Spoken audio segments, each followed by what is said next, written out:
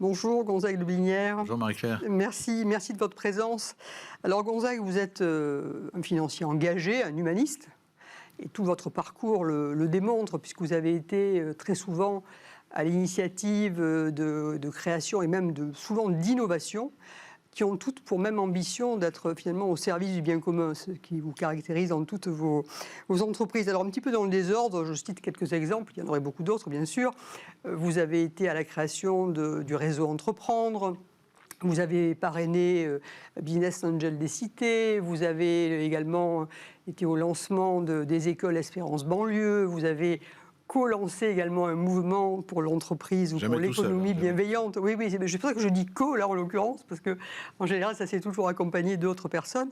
Et justement, vous avez co-créé, en 2013, vous avez co-créé l'entreprise, enfin, le groupe, finalement, d'investissement Raise Investissement, et vous l'avez fait avec Clara Guémard. Alors, toutes ces initiatives, on pourrait bien sûr en parler, beaucoup de choses passionnantes à dire, mais en l'occurrence, je voudrais vous entendre davantage sur la place des femmes, parce que vous avez eu, vous, une conviction très très marquée, mais qui est au-delà de la conviction, qui est une action, puisque vous avez cofondé et vous avez co-dirigé, et vous continuez à co-agir en parfait binôme, et vous êtes allé au-delà, puisque l'ensemble de votre chaîne est dans le même mouvement. Alors racontez-nous comment on fait, pourquoi et comment on fait. Vous savez, Marie-Claire, moi j'ai été élevé dans le monde de la finance où on nous a dit le place de la femme, c'est juste pas possible. Donc, quand j'étais à l'époque chez Barclays Private Equity, nous avions peu de femmes, on en avait une ou deux. Souvent, elles n'étaient pas au poste d'associés ou de partenaires. Et quand on a créé Raise avec Clara, d'abord, c'était une première de le faire en binôme, parce qu'il n'y a pas beaucoup de fonds d'investissement dirigés par un binôme. Oh que non. La deuxième, c'était une espèce une audace, pour être sur la chaîne des audacieux et des audacieuses, c'est de dire, au fond, si on le décide dès le départ, de vouloir créer cette entreprise en parité totale, on devrait pouvoir y arriver. Beaucoup de gens à l'époque nous disaient, franchement, déjà de vouloir partager, puisque vous êtes dans le partage, c'est un peu bizarre dans le monde de la finance. Ensuite, de vouloir faire de l'impact, c'est pas vraiment l'époque, c'était il y a 10 ans. Enfin, de vous mettre à parité. Petit clin d'œil, Clara m'avait dit on va se mettre rive gauche. Je me suis dit rive gauche, quand même tous les fonds sont rive droite. Bon. Et en fait, la parité, on a réussi. Et donc, comme dès le départ, on a décidé que c'était non négociable d'être à parité, on l'a réussi. On l'a réussi d'autant mieux que on a décidé qu'on a une plateforme sur chaque entité. Ce serait un binôme qui dirigerait un homme, une femme. Et donc aujourd'hui, on est près dans le groupe près de 100, un peu plus de 100 personnes, et on est à parité totale. Et je voulais dire que moi, je remercie Clara d'avoir été si ferme sur cette condition, parce que d'abord, j'ai découvert le sort des femmes dans l'entreprise, qui est maltraité, il faut le dire. Et on a un effet de levier quand même assez efficace, parce qu'on a pu, dans nos participations, essayer ça, c'est une question, effectivement. partager ce désir que l'on a de promouvoir la parité et le binôme. Et alors justement, dans vos portefeuilles, vous avez plusieurs portefeuilles d'investissement, puisqu'il y a plusieurs thématiques. Comment ça se passe? Est-ce qu'on retrouve systématiquement, il y a cette impulsion que vous donnez, qui est la même certainement, mais est-ce qu'on retrouve néanmoins, selon les spécificités des fonds, les mêmes typologies ou pas? Je regardais avant de venir vous voir. En fait, nous avons 4 véhicules d'investissement. Du classique, de l'immobilier, ça, il y a moins de sujets, de l'impact et du venture. C'est dans l'impact où, dans des participations, plus de 50% des femmes sont cadres. Et c'est dans l'impact. Dans les autres, en moyenne, sur l'ensemble du groupe, dans les participations que nous avons, on en a une petite centaine, c'est un peu plus de 30% des femmes qui sont actionnaires, associées ou fondatrices. Oui, on le retrouve, mais à la question, souvent quand on pose la question, quand on voit des entrepreneurs, quelle est la place des femmes chez vous? On nous dit, mais elle existe. Est-ce que vous avez des femmes associées?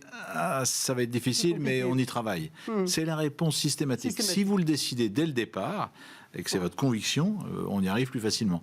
Et je pense que les fonds d'investissement ont une responsabilité dans cette promotion de la parité, parce que on peut mettre, alors pas forcément dans les exigences, on ne va pas dire non parce qu'il n'y a pas de femmes à bord, mais au moins dans le travail sur l'impact, la présence, les statistiques et la mesure. Mais on peut à cet égard saluer, puisque effectivement le constat de départ est tellement catastrophique en termes de pourcentage de levée de fonds et donc d'investissement, mais on peut saluer l'initiative là de Sista qui a permis et qui a été reprise d'ailleurs par France Invest, et vous en avez été signataire comme tous les fonds, enfin tout le monde s'est mis sur le sujet.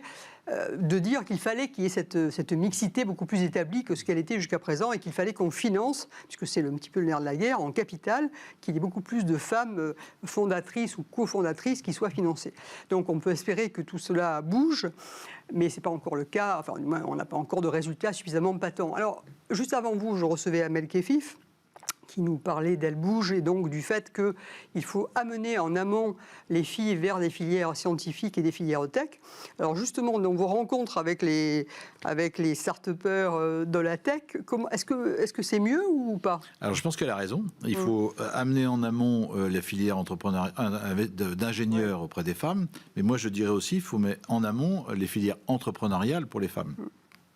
Un homme, il a la testostérone de la création d'entreprise. Une femme, c'est moins le cas. C'est terrible. Une femme, c'est moins le cas. Et c'est pour ça que je fais la promotion du binôme, parce que quand on est à deux, tout est mieux quand on est deux, franchement. Et aux startups, je le dis souvent, quand on a des soucis, c'est plus facile d'être deux. Quand on a des joies à partager, c'est sympa de le partager avec quelqu'un. Donc voilà, sur l'entrepreneuriat, je pense qu'on a vraiment quelque chose à faire. Je pense que France Invest, qui est la structure qui réunit tous les investisseurs en capital, travaille là-dessus. Il y a même une administratrice qui, je crois, travaille d'ailleurs chez Raise, qui s'appelle Alexandra Dupont, qui représente les femmes chez France Invest.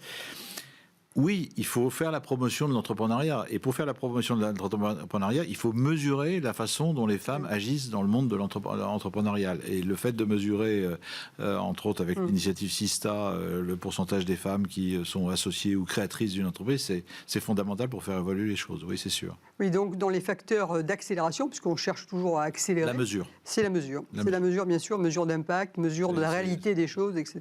Donc, pour se voir évoluer, il faut pouvoir se mesurer. Il n'y a pas de mystère. Puis après, c'est donner, effectivement, il y a le côté donner confiance, donc montrer davantage de femmes dans des positions à tout niveau. Après, dans les entreprises un peu plus grandes, parce que les fonds d'investissement investissent aussi, et nous c'est le cas dans les entreprises un peu plus grandes, il y a deux étapes. Il y a l'étape du conseil d'administration, et ça, il y a une loi qui a régi les choses, et je pense qui a bien fait évoluer les choses. Qui a réglé le sujet, là, pour le coup. Allons jusqu'au COMEX. C'est la loi Rixin Allons jusqu'au COMEX. Que là aussi, à qui il faut rendre hommage, puisque désormais, il y a effectivement une loi. Elle n'a aucune raison de moins bien marcher que la loi sur les conseils d'administration. Bien sûr. Aucune raison. Gonzague, merci pour cet engagement, merci pour ces convictions. Et donc maintenant, je vais passer à une femme entrepreneur, pour montrer qu'elle peut aussi être là. Merci Marie-Claire. Merci beaucoup Gonzague.